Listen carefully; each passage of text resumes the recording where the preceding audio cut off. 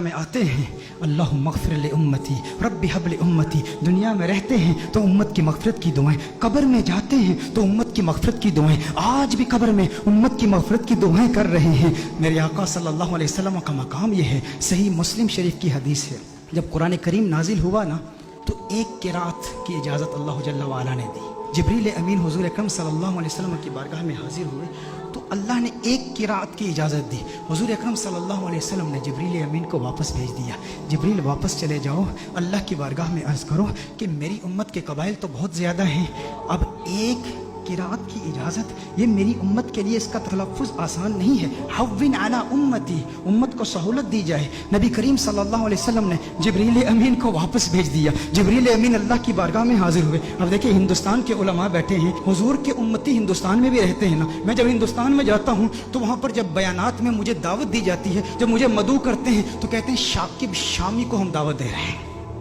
ثاقب شامی کہیں گے یا ثاقب سامی کہیں گے؟ تو ہندوستان کے کچھ ایسے علاقے ہیں جہاں پر سے اور شین کو اکٹھے نہیں وہ تلفظ کر پاتے، ادا نہیں کر پاتے۔ نظام الدین اولیاء رحمہ اللہ کی بارگاہ میں گیا تو وہاں کہتے ہیں نجام الدین اولیاء۔ ہندوستان بہت بڑا ہے، میں حیدرآباد دکن میں گیا تو وہاں قرآن کی جگہ قرآن کہہ رہے، قرآن، تو ہر ایک کے لیے تلفظ آسان نہیں ہے۔ تو میں کہتا ہوں وہ تو ایک ہندوستان ہے، میرے آقا صلی اللہ علیہ وسلم کی امت تو پوری دنیا میں ہے۔ تو حضور نے اللہ کی بارگاہ میں التجا کی کہ یا اللہ میری امت کے لیے بہت مشکل ہے، ایک قرات کی اجازت دی ہے، مزید اضافہ کیا جائے۔ جبریل امین اللہ کی بارگاہ میں حاضر ہوتے ہیں، اللہ ارشاد فرماتا ہے جا جبریل واپس جا، دو قراتوں کی اجازت۔ حضور پھر عرض کرتے ہیں، ارشاد فرماتے ہیں جبریل واپس چلا جا، دو بھی کافی نہیں ہے۔ جبریل امین پھر اللہ کی بارگاہ میں حاضر ہوتے ہیں، مزید اضافہ کیجئے۔ اللہ نے ارشاد فرمایا تین قراتوں کی اجازت۔ حضور کی بارگاہ میں جبریل امین حاضر ہوتے ہیں، حضور فرماتے ہیں حوّن علی امتی، مزید سہولت دی جائے میری امت کو۔ اللہ نے ارشاد فرمایا جا میرے محبوب تیرے صدقے 7 قراتوں کی اجازت ہے۔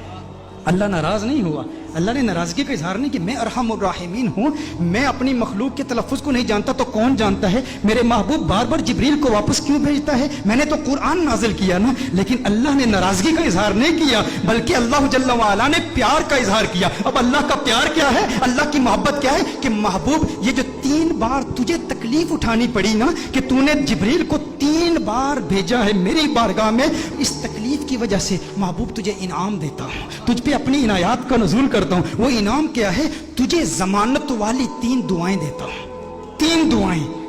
صحیح مسلم کی حدیث کا مفہوم پیش کر رہا ہوں، ضمانت والی 3 دعائیں، جب بھی مانگے گا قبول ہو جائیں گی۔ سارے انبیاء کو دعائیں دی گئی، حضرت سلیمان علیہ السلام کو بھی ایک ضمانت والی دعا دی گئی کہ جو دعا کرے گا قبول ہو جائے گی، باقی انبیاء کو ایک ایک دعا دی گئی۔ حضور اکرم صلی اللہ علیہ وسلم کو 3 دعائیں دی گئی کہ ہے محبوب 3 دعائیں ہیں۔ سلیمان علیہ السلام نے دعا کیا کی؟ یا اللہ مجھے بادشاہ ایسا بنا دے کہ میرے جیسا کوئی بادشاہ نہ ہو۔ اللہ جل وعلا نے دعا قبول کر لی۔ ابراہیم علیہ السلام نے اپنی اولاد کے لیے دعا کی کہ یا اللہ میری اولاد میں انبیاء اور رسول بھیج، اللہ نے وہ دعا قبول کر لی۔ حضرت نوح علیہ السلام نے اپنے دشمنوں کی تباہی کی دعا کی، ان کے دشمنوں کو اللہ نے تباہ کر دیا، سب کی دعائیں قبول ہوئی۔ لیکن ہر نبی نے جو دعا کی نا، یا اپنے لیے کی، یا اپنی اولاد کے لیے کی، یا اپنے دشمنوں کی ہلاکت کے لیے کی، انہیں ایک ایک دعا ملی۔ لیکن کونین کے والی صلی اللہ علیہ وسلم کو 3 دعائیں ملی۔ لیکن میرے آقا کی دعائیں کیا ہیں؟ میرے آقا صلی اللہ علیہ وسلم نے ایک بھی دعا اپنے لیے نہیں کی، 2 دعائیں دنیا میں ہی کر لی اور ایک دعا آخرت کے لیے مؤخر کی۔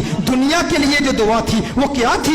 اللہم اغفر لامتی، اللہم اغفر لامتی، اللہم اغفر لامتی، ہے اللہ میری امت کی مغفرت فرما۔ میرے آقا صلی اللہ علیہ وسلم نے دوسری دعا کیا کی؟ پھر اللہم اغفر لامتی، ہے اللہ میری امت کی مغفرت فرما۔ علماء نے کلام کیا ہے کہ پہلی جو دعا تھی وہ کبائر گناہ کے لیے تھی، دوسری جو دعائیں تھی وہ صغائر گناہ کی ہے، لیکن تیسری دعا میرے آقا صلی اللہ علیہ وسلم نے مؤخر کر لی۔ اور مؤخر کیوں کی؟ حضور نے ارشاد فرمایا یہ تیسری دعا آخرت کے لیے بچا کے رکھی ہے۔ یا رسول اللہ صلی اللہ علیہ وسلم کیوں بچا کے رکھی ہے؟ حضور نے ارشاد فرمایا وہ آخرت کا دن ایسا دن ہے جب سب نبیوں کی امتیں، یہاں تک کہ انبیاء بھی میری بارگاہ میں حاضر ہوں گے، یہ ان کے لیے سنبھال کے رکھی ہے۔ حضور اکرم صلی اللہ علیہ وسلم نے ابراہیم علیہ السلام کی امت کے لیے، عیسیٰ علیہ السلام کی امت کے لیے، موسیٰ علیہ السلام کی امت کے لیے، ان سب کی امتوں کی مغفرت کے لیے یہ دعا سنبھال کے رکھی ہے۔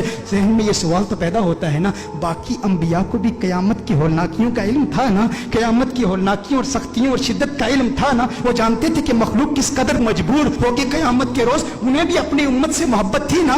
باقی انبیاء نے آخرت کے لیے دعا کیوں نہیں بچا کر رکھی؟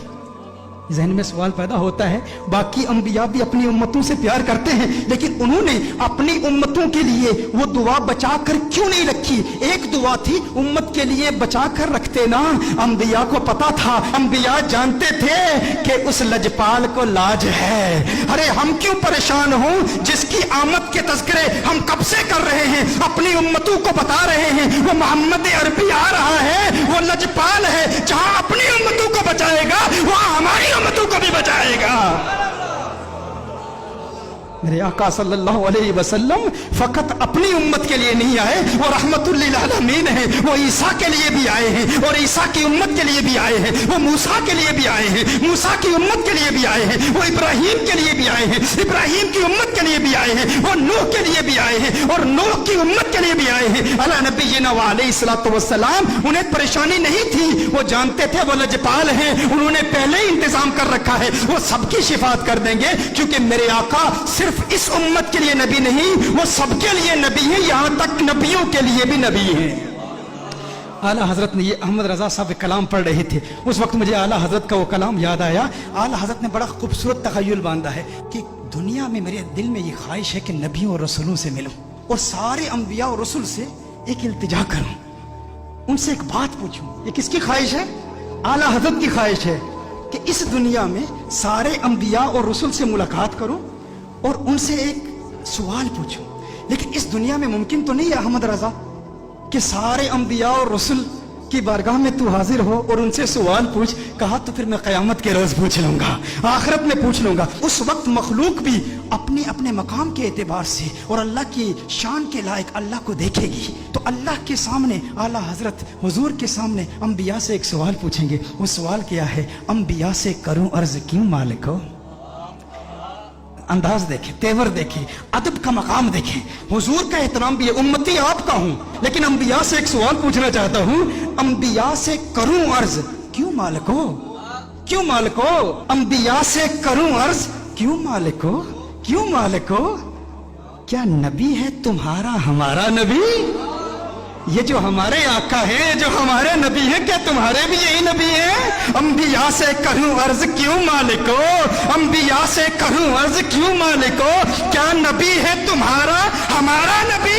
انبیاء فرمائیں گے احمد رضا آج پوچھ لیا ہے، تجھے موقع ملا ہے اللہ کی بارگاہ میں، انبیاء کی بارگاہ میں، رسولوں کی بارگاہ میں، آقا خود موجود ہیں، پوچھ لیا ہے تو سن احمد رضا، تو نے کہا انبیاء سے کروں عرض کیوں مالک ہو؟ کیا نبی ہے تمہارا ہمارا نبی؟ جیسے سب کا خدا ایک ہے ویسے ہی ان کا ان کا تمہارا ہمارا نبی۔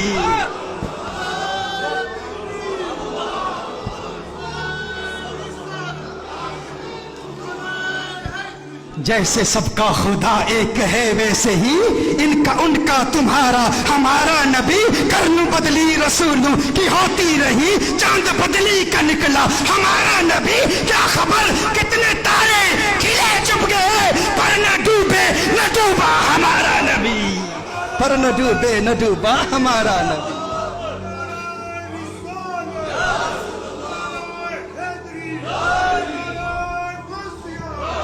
اچھا میں عرض کر رہا تھا